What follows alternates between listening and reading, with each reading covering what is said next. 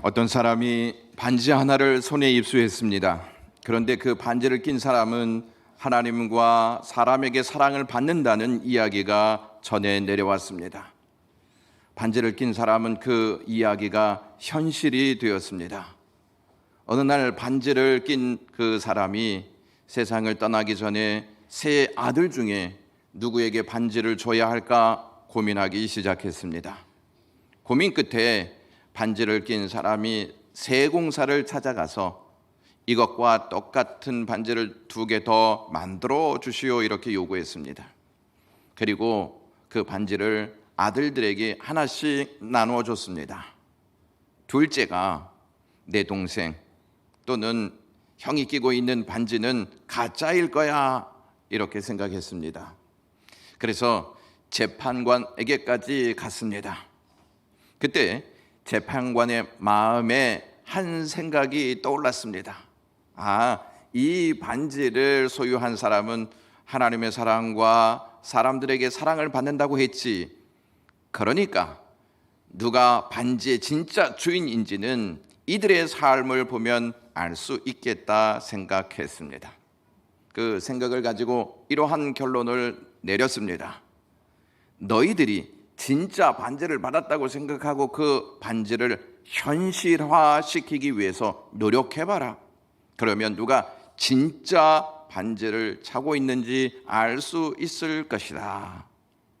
그렇습니다. 누가 진짜 반지를 끼고 있는지는 삶으로 알 수가 있습니다.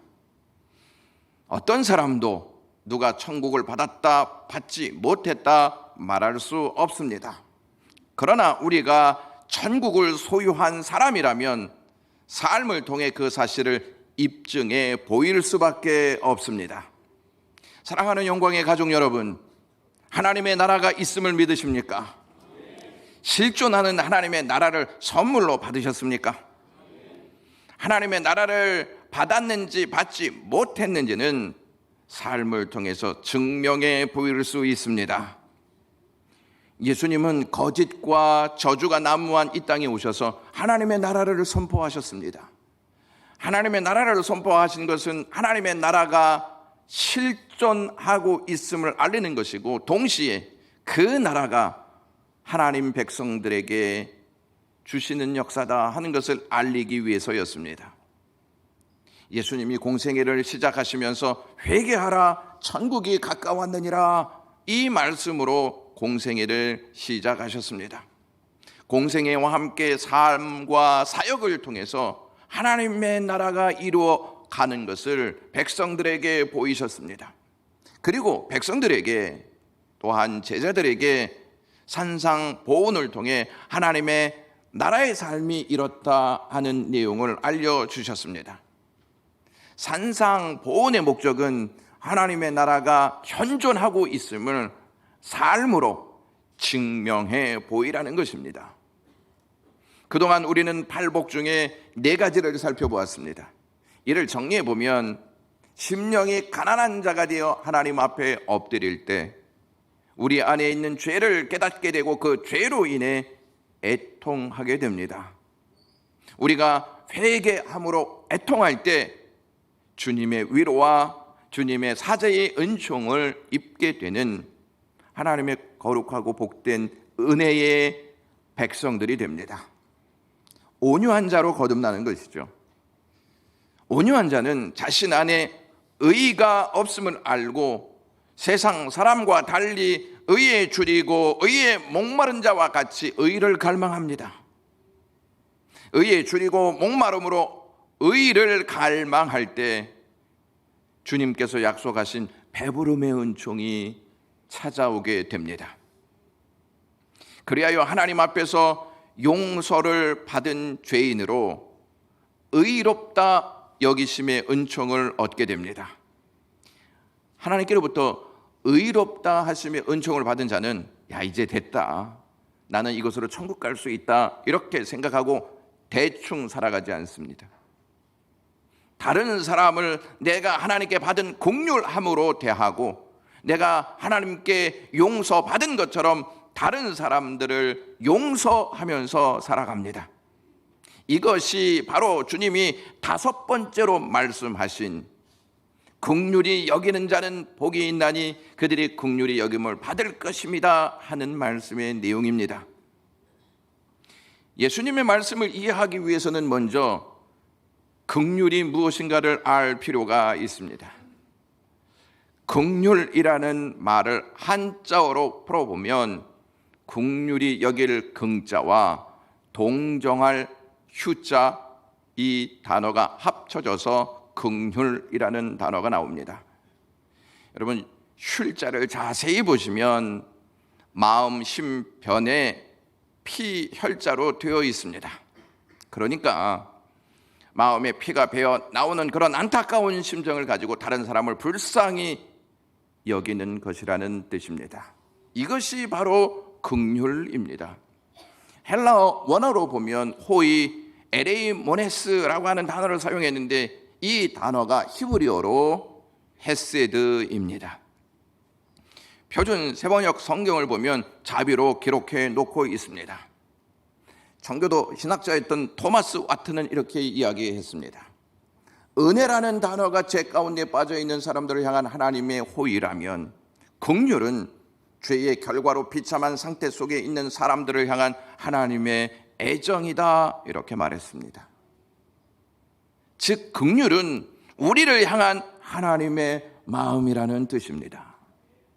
오늘 본문에 긍휼히 여긴다 하는 이 단어가요, 하나는 능동사로 쓰여졌고 또 다른 하나는 수동사로 써져 있음을 발견할 수가 있습니다.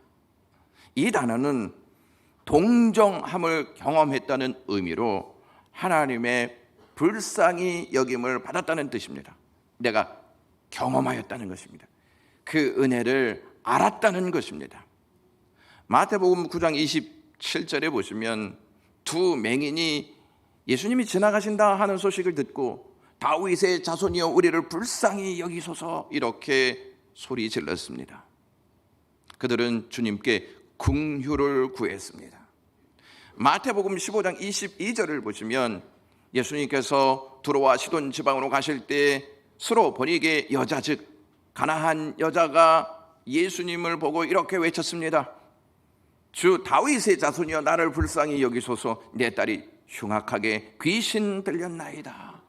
여기서 불쌍히 여기소서라고 하는 말이 긍휼히 여기소서라고 하는 말과 동일한 단어입니다. 긍휼을 구하는 그들에게 예수님은 외면하지 아니하시고 그들에게 긍휼을 베푸셨습니다. 주님께서 긍휼히 여기는 자는 복이 있다고 말씀하셨을 때 이 긍휼은 저 사람 안 됐네, 저 사람 형편이 너무 어려워서 불쌍하네 하는 일반적인 동정심이 아니라는 말씀입니다. 그 사람의 불행과 아픔에 직접 동참해서 함께 괴로워하고 함께 아파하는 그러한 마음이 긍휼이라는 뜻입니다. 다른 사람들이 흘리는 눈물을 보면 내 마음에 피가 맺히는 것 같은 그런 안타까운 심정을 갖게 되는 것이 긍휼입니다. 사랑하는 영광의 가족 여러분, 이러한 긍휼이 여러분들에게 있습니까? 사실 우리가 이러한 마음을 갖기가 쉽지 않습니다. 쉽지 않기 때문에 안 되면 어쩔 수 없지라고 하는 마음으로 내려놓으라고 이 말씀을 우리에게 주신 것일까요? 실천하기 어려운 이 긍휼을 어떻게 삶으로 옮길 수가 있습니까? 긍휼을 베풀어야 한다는 지적 동의나 의지적인 헌신보다 더 중요한 것이 있습니다. 그것은 하나님의 긍휼을 늘 묵상하는 삶입니다. 늘 하나님께서 나에게 긍휼을 베푸셨다, 그리스도를 통해서 긍휼을 부어주셔서 내가 이렇게 살아가고 있지, 그 은혜를 가슴에 깊이 담고 살아갈 때만이 우리 안에서 긍휼이 발생하는 줄로 믿습니다. 바울은 에베소서 2장 4절에서부터 5절에 하나님의 사랑을 이렇게 표현했습니다. 긍휼에 풍성하신 하나님이 우리를 사랑하신 그 큰 사랑을 인하여 허물로 죽은 우리를 그리스도와 함께 살리셨고 너희가 은혜로 구원을 얻은 것이다. 바울은 하나님께서 긍휼에 풍성하신 분으로 소개하고 있습니다. 바울은 자신이 하나님을 열심히 믿고 있었다고 생각했던 사람이었습니다. 그런데 막상 다메섹 도상에서 주님을 만났을 때 주님께로부터 충격적인 소식을 듣습니다. 어찌하여 나를 박해하느냐라고 하는 말씀입니다. 그는 하나님을 잘 섬기고 있었던 것이 아니라 오히려 하나님을 박해하고 있었습니다. 그런 바울을 만난 주님이 아나니아에게 그에 대해서 이렇게 사도행전 9장 15절에 말씀하십니다. 이 사람은 내 이름을 이방인과 임금들과 이스라엘 자손들에게 전하기 위하여 택한 나의 그릇이다. 바울은 하나님을 박해했지만 하나님은 그를 긍휼히 여기셔서 하나님의 일꾼으로 세우셨습니다. 그 사실을 알게 된 바울은 그리스도의 긍휼 없이는 자신의 존재 가치를 생각할 수 없다고 여겼습니다. 그리스도의 긍휼을 빼놓고 우리 자신의 존재 가치를 생각할 수가 있겠습니까?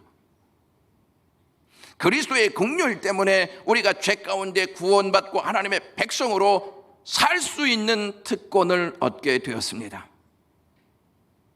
우리의 착한 행실이 하나님의 긍휼을 끌어온 것이 아닙니다. 우리가 하나님을 사랑하니까 하나님이 어쩔 수 없어서 우리에게 긍휼을 베푸신 것도 아닙니다. 우리는 이미 죄로 인해 죽은 몸이었습니다. 허물로 인해 아무런 능력도 없는 상태에 있는 우리에게 주님께서 불쌍히 여기셨습니다. 그래서 값없이 우리에게 구원의 은총을 베푸셨습니다. 하나님의 긍휼이 없다면 우리는 실패한 인생이고 불행한 인생입니다. 하나님의 긍휼이 풍성하다면 우리의 실패는 결코 그분의 은혜를 이길 수 없는 줄로 믿습니다. 삶의 무게에 완전히 압도당했다는 생각이 들 때마다 하나님의 마음이 우리에게 향한다는 것을 잊지 마셔야 합니다. 하나님의 긍휼하심이 풍성하다면 우리의 죄는 결코 그분의 마음을 고갈시킬 수가 없습니다. 연약함과 실패가 크면 클수록 자기 백성을 향한 하나님의 마음도 더더욱 커지는 것입니다. 긍휼은 추상적인 은혜가 아닌 인격적인 은혜입니다. 그분의 마음과 생각은 지금 또한 영원토록 우리와 함께 하고 있고 우리를 향하여 있습니다. 이러한 의미, 이러한 긍휼 때문에 긍휼히 여긴다는 이 동사가 수동사로 쓰인 것입니다. 우리는 하나님께로부터 풍성한 긍휼을 받았기 때문에 또한 긍휼을 주어야 하는 삶을 살아야 합니다. 여러분, 누구에게 긍휼을 베풀어야 할까요? 첫째는 사회에서 소외된 사람들에게 긍휼을 베풀어야 합니다. 굶주리고 병들고 멸시당하고 고독한 사람들을 찾아가서 그리스도의 긍휼을 주어야 합니다. 그들에게 긍휼을 베풀 때 그들은 힘을 얻게 되고 그들이 긍휼을 받을 때 하나님의 사랑하심을 목격하게 될 것입니다. 그들에게 자비를 베풀 때 우리의 자비로운 마음이 그들의 실제적인 사업, 그들의 실제적인 삶에 도움이 되도록 해야 합니다. 사도 요한이 요한일서 3장 16절에서부터 17절에 이렇게 언급했습니다. 그가 우리를 위하여 목숨을 버리셨으니 우리가 이로써 사랑을 알고 우리도 형제들을 위하여 목숨을 버리는 것이 마땅하니라. 누가 이 세상의 재물을 가지고 형제의 궁핍함을 보고도 도와줄 마음을 닫으면 하나님의 사랑이 어찌 그 속에 거하겠느냐라고 말했습니다. 이 19세기의 영국은 산업혁명으로 인하여서 어느 나라보다 급성장했습니다. 그런데 이에 반해 점차 빈부격차가 벌어졌습니다. 겉으로는 앞장서는 나라 같았지만 속을 파헤쳐 보면 찌든 가난이 군데군데 남아 있었습니다. 이때 윌리엄 부스라는 감리교 목사님이 이러한 이야기를 했습니다. 명색이 기독교 국가라는 영국에서 흑암과 찌들은 가난 속에서 죽어가는 이웃들이 있다는 것은 말이 안 된다. 선교사를 대량 파송하고 선교 기금을 많이 쌓아 놓는 나라라 하면서 이웃들을 외면하다니라는 말을 했습니다. 그래서 이 윌리엄 부스 목사님을 통해서 새로운 운동이 교회 안에 일어나기 시작했습니다. 그래서 이것이 구세군의 창설 동기가 되었습니다. 이후 구세군은 복음을 들고 어두운 골짜기로 들어가서 그리스도의 사랑을 전하였고, 가난한 자들에게 먹을 것을 주고 가난한 자들에게 옷을 입히고 가난한 자들에게 필요한 것을 직접 전해 주었습니다. 복음을 전할 뿐 아니라 가난과도 싸워서 사람들에게 소망을 주었습니다. 주님의 교회가 이러한 구제 정신을 가지고 이웃을 외면하지 말자는 운동이 바로 이때에 시작되었던 것입니다. 윌리엄 부스 목사님이 나중에 별세할 때가 되어서 침대에 누웠는데 많은 제자들과 그의 사역을 도왔던 수많은 사람들이 매일 와서 윌리엄 목사님을 지켜보았습니다. 함께 기도했습니다. 윌리엄 목사님은 숨을 거두려고 하다가 잠시 정신을 차리고 마지막 기운을 내어 그 옆에 있는 사랑하는 제자들, 성도들에게 마지막 말을 남겼습니다. 어떠한 말을 남겼을까요? 바로 이웃들, 아더이라고 하는 말을 남겼습니다. 윌리엄 부스 목사님은 주께서 어떠한 사람을 찾으시는지 잘 알고 있었습니다. 눈으로 볼 수 없고 손으로 만질 수 없는 하나님의 나라, 이 나라가 보여질 수 있도록 연약한 자들, 이웃들에게 사랑 전해줄 하나님의 역사를 마음속에서 끌어내어 그들에게 실천하였던 사람이었습니다. 잠언 14장 31절에 가난한 사람을 학대하는 자는 그를 지으신 자를 멸시하는 자요, 궁핍한 사람을 불쌍히 여기는 자는 존경하는 자니라 라고 말했습니다. 가난한 사람을 학대하는 것은 그를 지으신 하나님을 멸시하는 것이지만, 궁핍한 사람에게 은혜를 베푸는 것은 그를 지으신 하나님을 공경하는 것이라고 솔로몬이 말했습니다.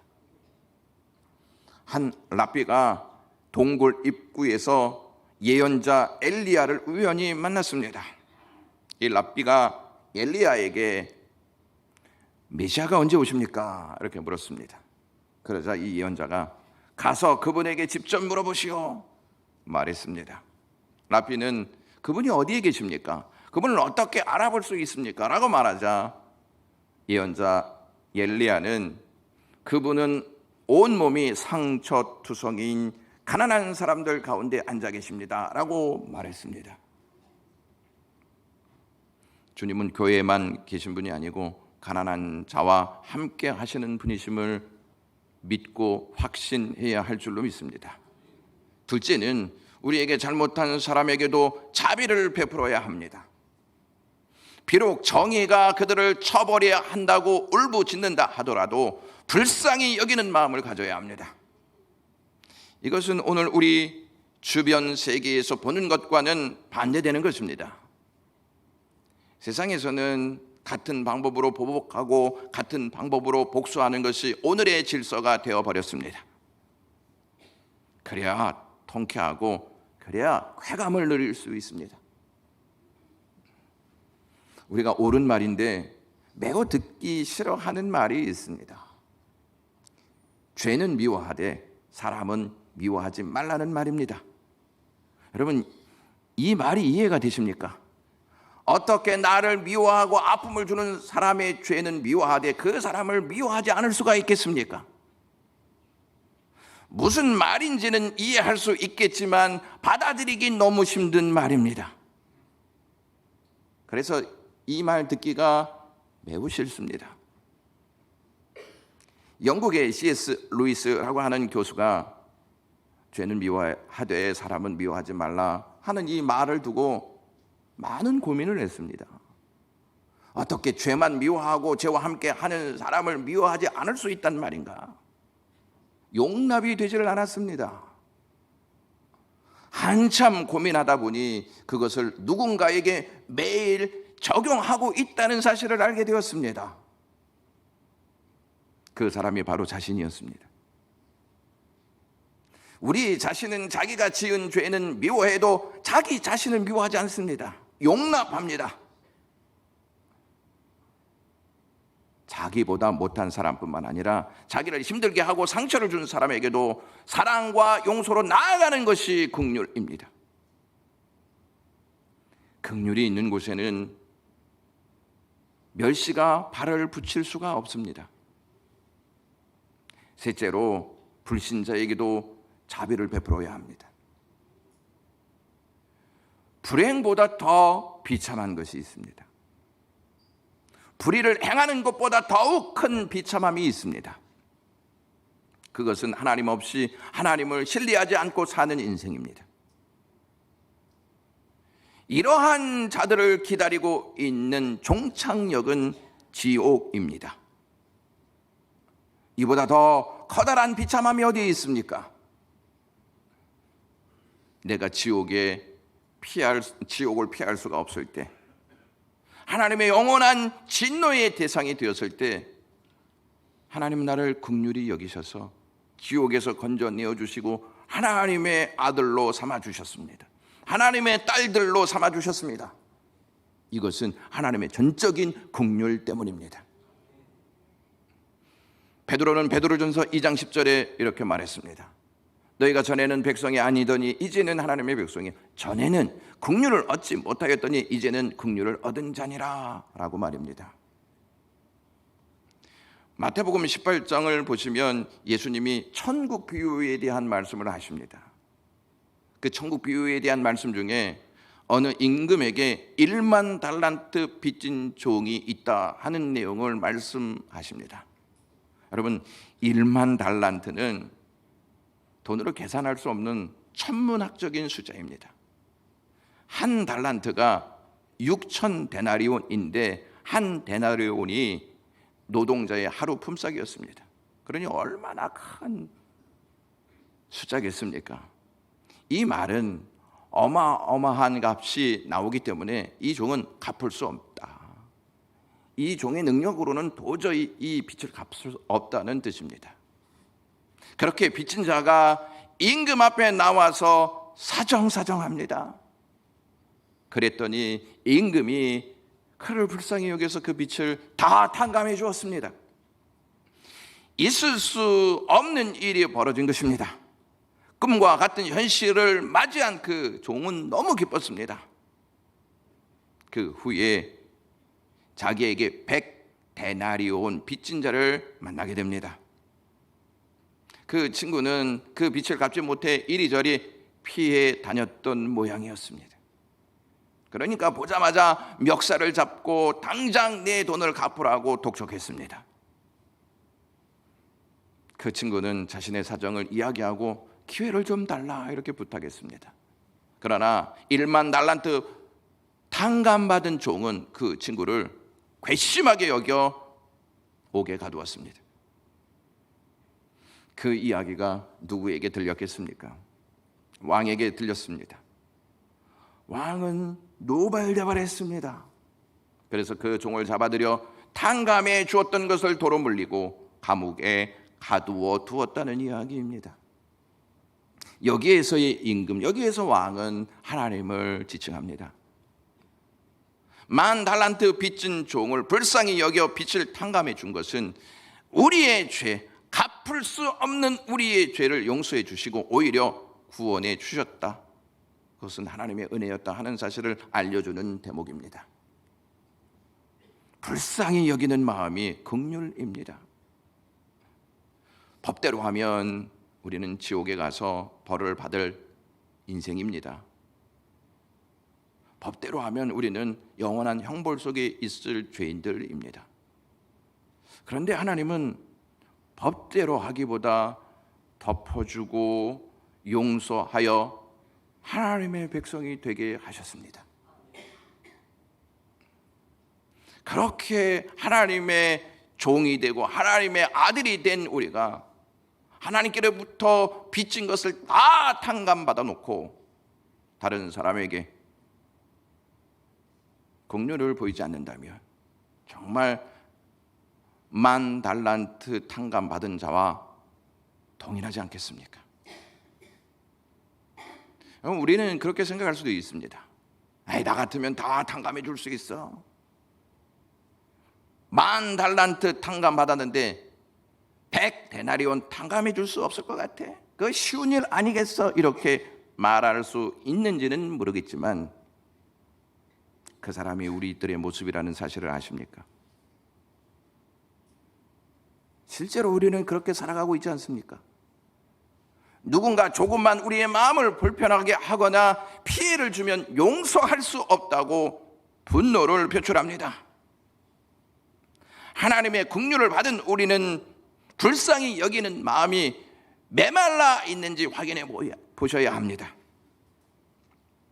그럼 우리는 긍휼을 베풀어야 한다는 마음만 있고 그것이 행동으로 옮겨지지 않으면 그 긍휼은 우리 안에서 썩고 있다는 사실입니다. 주님은 이 하나님 나라 비유를 말씀하시면서 이렇게 결론을 내리십니다. 너희가 각각 중심으로 형제를 용서하지 아니하면 내 천부께서도 너희에게 이와 같이 하시리라. 예수님의 동생 야고보가 야고보서 2장 13절에 이렇게 말씀합니다. 긍휼을 행하지 아니하는 자에게 긍휼 없는 심판이 있으리라. 긍휼을 행하지 않으면 하나님께서도 마지막 심판날에 그에게 긍휼을 베풀지 않겠다는 것입니다. 죄인인 우리가 하나님의 심판날에 긍휼 말고 무엇을 구할 수 있겠습니까? 하나님께서 우리를 얼마나 많이 용서해 주셨는지를 깨닫게 된다면 우리는 다른 사람에게 자비를 베풀지 않을 수 없을 것입니다. 예수님은 베드로가 뻔히 자기를 부인할 줄 다 알고 계셨습니다. 그러한 베드로에게 누가복음 22장 31절에서부터 32절에 이렇게 말씀하십니다. 시몬아 시몬아 보라 사탄이 매일 까부르듯 하려고 너를 청구하였으나 그러나 내가 너를 위하여 내 믿음이 떨어지지 않기를 기도하였노니 너는 돌이킨 후에 내 형제를 굳게 하라. 베드로가 부인할 걸 다 알고 계신 주님은 그를 정죄하거나 매몰차게 꾸짖지 아니하시고 기도하셨습니다.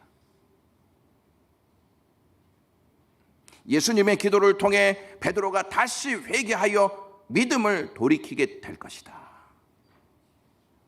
돌이킨 후에 내 형제를 굳게 하라. 내 형제에게 긍휼을 베풀어라. 이러한 사명까지 주님이 주십니다. 만일 주님의 긍휼이 베드로에게 없었더라면 베드로는 다시 주님의 제자가 되지 못했을 것이고 영원히 저주받은 인생이 되고 말았을 것입니다. 주님의 긍휼을 깊이 경험한 베드로는 어떠한 마음으로 살았겠습니까? 불같은 성격을 드러내면서 다른 사람을 정죄하고 살았을까요? 정죄하고픈 마음이 막 끓어오를 때 베드로는 주님의 긍휼을 떠올렸을 것입니다. 아, 내가 주님의 긍휼을 받은 자지. 그래, 저 사람보다 내가 더 악한 죄인이었는데 주님이 나를 긍휼히 여기셨지. 그래서 내가 지금도 살아가지. 이렇게 생각하지 않았겠냐는 것입니다. 감정이 주체할 수 없을 정도로 극에 달았을 때에 하나님은 우리에게 무엇을 원하시는지를 생각하셔야 합니다. 하나님은 호세아 선지자를 통해서 나는 번제보다 제사보다 긍휼을 원한다 이렇게 말씀하셨습니다. 하나님은 긍휼 없는 제사를 원치 않는다는 말씀입니다. 긍휼과 함께하는 삶이 진짜 제사라는 말씀입니다. 남편과 아내가 부모와 자녀가 서로 긍휼히 여기는 가정이 복된 가정입니다. 성도들끼리 서로 긍휼히 여기는 교회가 복받은 교회입니다. 서로를 불쌍히 여기기 시작하면 이해하지 못할 일도 없습니다. 용서하지 못할 일도 없습니다. 긍휼은요, 그냥 마음에 있는 것만이 다가 아닙니다. 말을 통해서, 표정을 통해서, 또한 우리의 물질을 통해서 실천해야 합니다. 긍휼히 여기는 삶이 이행되기 시작하면 우리를 통해 하나님의 나라가 드러날 줄로 믿습니다. 천국을 보여주지 않는 교회가 천국에 있다고 말할 수 있습니까? 천국을 삶으로 보여주지 못한 교회가 천국을 어떻게 말할 수 있겠습니까? 천국을 삶으로 보여주는 교회가 천국을 말할 수 있지 않겠습니까?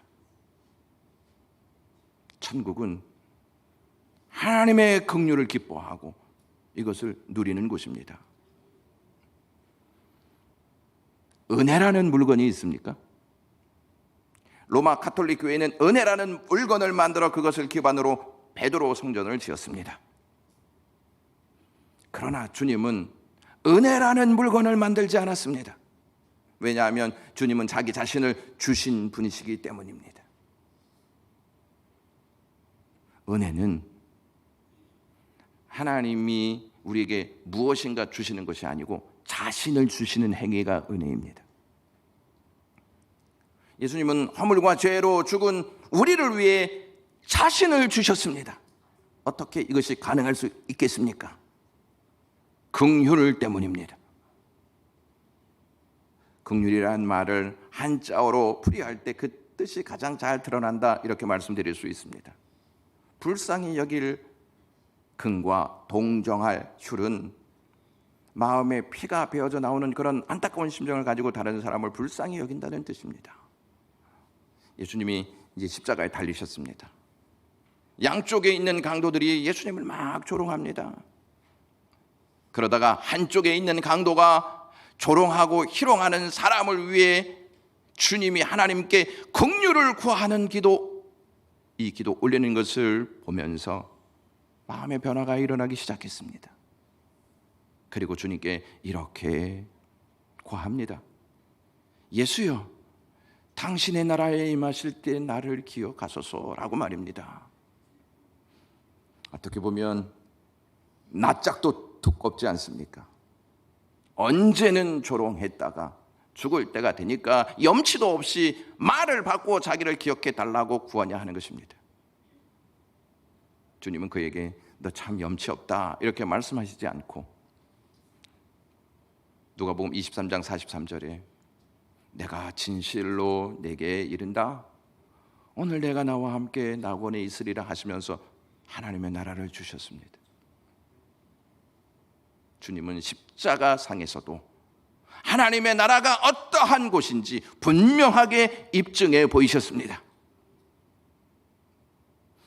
누군가 천국에 들어간 강도에게 당신이 어떻게 천국에 들어왔습니까? 라고 묻는다면 그 강도는 주님의 긍휼 때문입니다 라고 말하지 않겠습니까? 또 주님이 다시 기회를 주셔서 저 아래에 내려가서 삶을 살게 된다면 어떠한 삶을 살겠습니까? 라고 묻는다면 그 강도는 긍휼의 삶을 살겠습니다 라고 말하지 않겠습니까? 누군가 여러분들에게 당신은 어떠한 사람입니까? 라고 묻는다면 뭐라고 대답하시겠습니까? 나는 주님께 긍휼을 입은 자입니다. 이 외에 다른 무슨 말을 할 수가 있겠습니까? 예수 그리스도 안에서 우리 자신을 생각할 때마다 우리 안에서 긍휼이 터져 나올 것입니다. 긍휼을 입은 자임을 확신하는 자는 긍휼을 베풀면서 삽니다. 긍휼을 받지 못했다고 생각하는 사람은 결코 긍휼을 베풀지 못할 것입니다. 긍휼로 천국을 얻었음을 믿으면 긍휼을 베풀므로 천국을 입증해야 합니다. 천국은요, 긍휼을 기뻐하며 긍휼을 누리는 곳입니다. 우리는 이 땅에 긍휼을 누리며 천국을 입증하는 삶을 사셔야 합니다. 기도하겠습니다.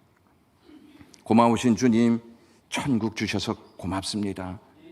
하나님의 긍휼로 이 나라 얻게 하셔서 감사합니다. 세상 사람들에게 삶으로 이 천국을 보여주게 하옵소서. 예수님의 이름으로 기도드리옵나이다.